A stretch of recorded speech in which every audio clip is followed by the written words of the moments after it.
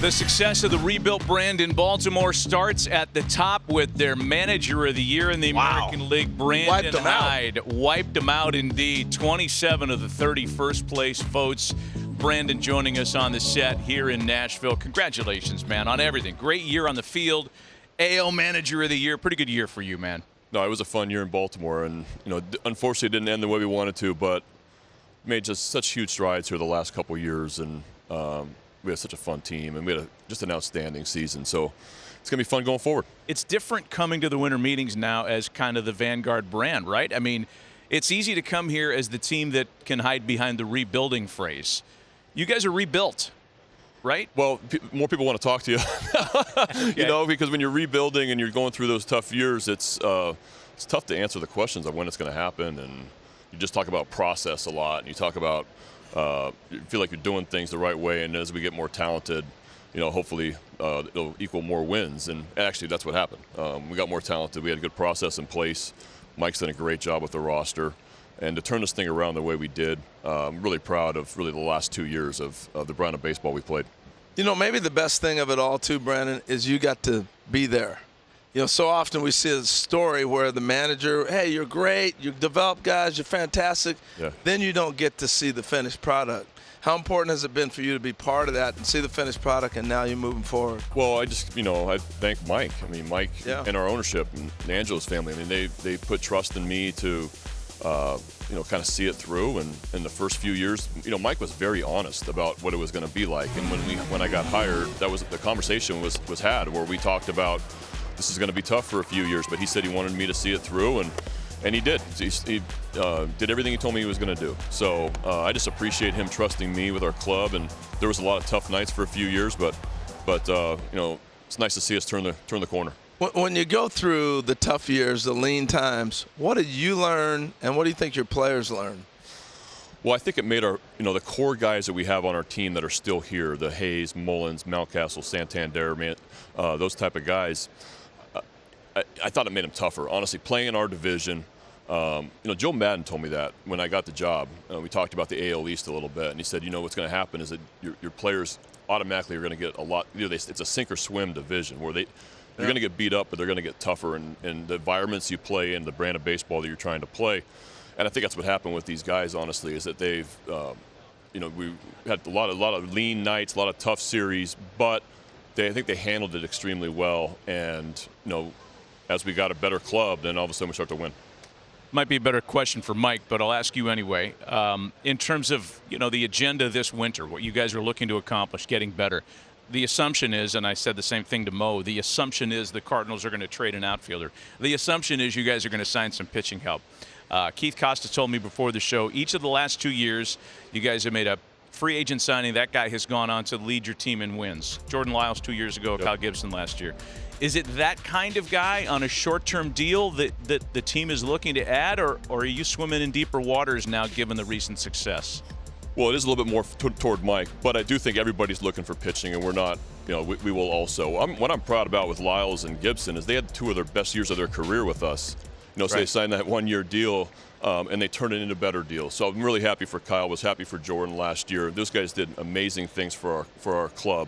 So we've had a lot of guys come here that had the best years of their career and then move on, but they've done a lot of really good things in Baltimore.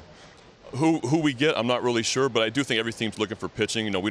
We lost Felix. We're not going to have Felix next year. That's a big loss, and so I'm sure we're going to be in the pitching market. Where's Jackson Holliday at in your process right now? Well, I mean, what he's done in the minor leagues in a short minor league career definitely makes you notice. And to be at 19 years old in AAA, our AAA team won the AAA championship. He's led off and played shortstop at 19. Yeah, I had him in the futures game, and it was funny because he wasn't starting because I had another guy with the Red Sox who was like a veteran player, right? And he looked at me like, I'm not starting. And then finally it was like, no, but he's only playing one at bat. You're playing the rest of the game. And he was like, oh, okay. You should have given him the Tempe line. If I ain't starting, I'm departing. Yeah, he's got some fire in his belly. Can he play second or stay at short? What can he do? He's got good bloodlines too. Yeah, he does. So, yeah. I think we're going to take a long look at him in spring training. We kept him until the last week of camp last year, and he wasn't going to make the team, but I thought it was important for him just to be around us as much as possible. Also, I was going to play him. I loved watching him play, so I was going to play him the last 3 or 4 innings of every game anyways, and I'd rather him do that with us than go to minor league camp. So we kept him late last year. He fit right in. That's awesome. Just by growing up the way he did and that family and his dad, I think that it's not going to be too much of a shock for him. He understands what the major league life is like. So he's ahead in a lot of ways. Obviously, unbelievably talented, and he's going to really hit. And I think he can play both spots in the middle.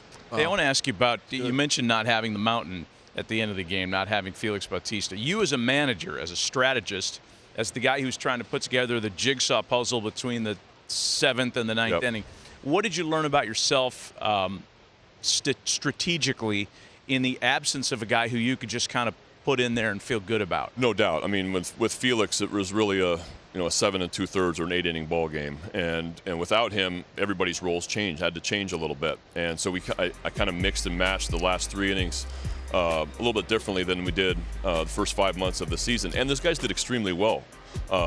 We had D.L. Hall come up; he pitched real well out of the pen. Wells came in our bullpen at the end of the year. He pitched extremely well. Cano saved some games.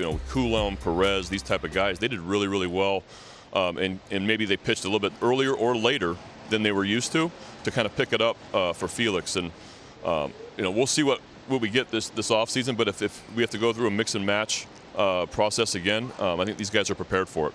We heard Verlander's name last year, trade deadline. We heard Ohtani. The Orioles are treading in these big waters now. Where are you at this winter? Is Ohtani in the conversations at all? Can you say it? Can you tell us? Can you give us something? I think we signed him 10 minutes ago. By the way, today's Jackson Holliday's birthday, I'm told. Is that right? Yeah, we should fire up a phone call here, or at least you should fire up a phone call. No doubt. Yeah. Absolutely. Nothing for me to win on that one. We'll definitely do that. Tell me what the rest of the holiday season and winter looks like for you. What do you got? Well, I'm going to leave here, play a little bit more golf, get ready for Christmas, and enjoy Christmas break with my family, and watch my son play a little high school basketball. I love doing that. There you go. Freshman, that's the best. Playing a little high school basketball now, and so that's been a lot of fun. How are you as a fan at your kid's game?